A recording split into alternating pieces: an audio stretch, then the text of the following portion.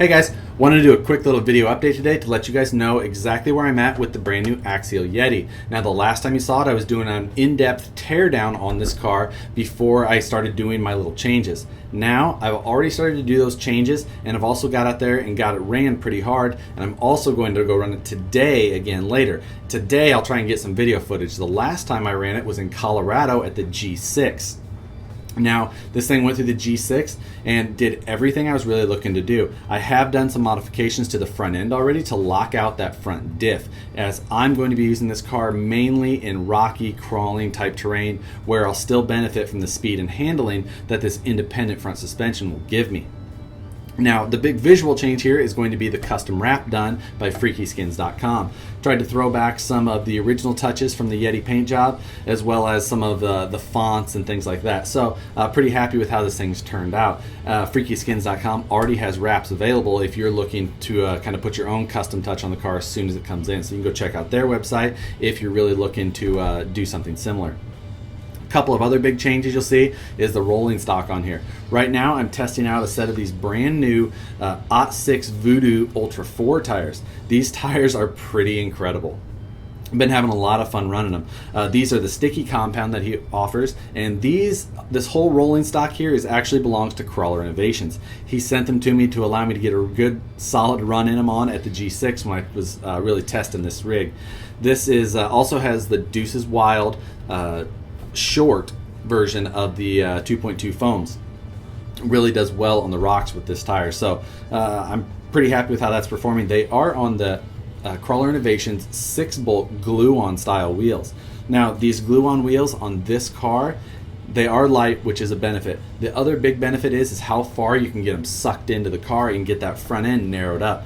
Right now I'm using a 225 Vanquish SLW hub with these cars, with these wheels, and it's really allowing me to get my track width way down. So I'm easily over a ½ inch narrower than I was out of the box, which is nice to be able to fit this thing through some tight situations in the rocks. In the rear, I'm running an SLW 475 hub, which is pretty similar to what I run on a lot of my Wraiths.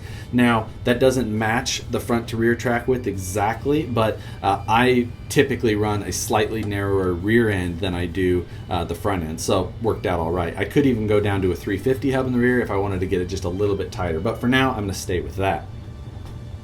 Now, the big modification I've done to this car is locking the front end. I've used a solid chromoly spool from Blue Monkey RC. Now, this is not a bolt-in modification of any sort. You can throw in that spool fairly easily, and then I used a set of MIP front drive shafts from a Slash 4x4. But to get them to work, you also need to use the longer male side from an SCX-10 drive shaft kit, and then you also have to do some modifications to the stub axles out at the wheels. I needed to chuck them up in my lathe and taper back a shoulder about 60 thousandths, as well as increase the length of the flat spot on these axles as well to allow that hex to slide further in closer to the wheel bearings. So right now this is not a bolt-in type upgrade. You really have to do some work.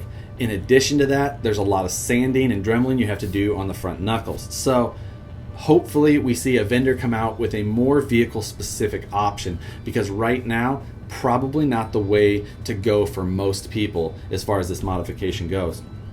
So hold out for in the future if you're really looking to get something in there, unless you really feel comfortable getting in there and doing some at-home machining, dremeling type things to get this thing to fit. I also had to do some modifications to the arms to allow the clearancing of the larger bell areas on those MIP drive shafts. So again, just want to reinforce, not a super simple type upgrade for this car yet, but I'm sure as this thing comes out and the vendors start supporting it, we're going to see a solid bolt-in style upgrade for this car. We just have to wait a little while before that's mass available. Now beyond that, you'll also see this little line hanging out there. I threw in my TZI World Beefy winch into this car just for that G6.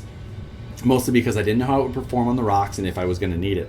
Super simple little deal. I threw in, made a little plate for the front of this car. What I did is I used some blue painter's tape to make myself a template of the holes, using some existing servo mounts to know exactly how far I needed to place the other holes. Cut out a piece of aluminum by hand and just threw that thing in there. So simple. If anybody wants to throw in a winch, this car is like it's made for it. I also 3D printed myself a little fair lead for the very front.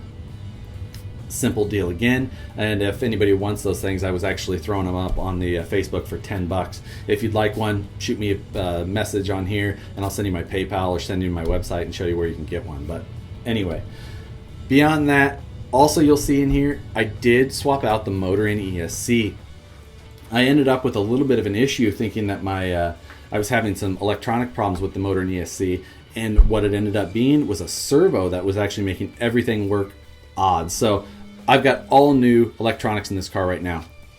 Later on down the road, I'll probably adjust exactly what I'm running in here as I get more drive time on it. Right now I've got a Rock 412 3100 kV motor, and that's working pretty well, but I'm thinking I might want to go to a longer can like a Pro 4 HD in that 3000 kV, maybe with an RX-8 or just a Castle Mamba Max Pro. Right now, that's kind of where my mind is thinking I want to take this rig for what kind of power that I want to put through it. So far, the handling of it is blowing me away with how well it does. This car, again, is not a modded Wraith. Everything is low. The CG of it just handles great. You can power slide. You can drift this car. Everything. It's just so much more than I was expecting out of the box. Beyond those power upgrades and that front lock diff, how it's handling and how everything else is basically stock, and I couldn't be happier with this car. There is going to need to be some upgrades done to the front steering. Out of the box, after one G6, I was definitely noticing an overly loose front steering setup.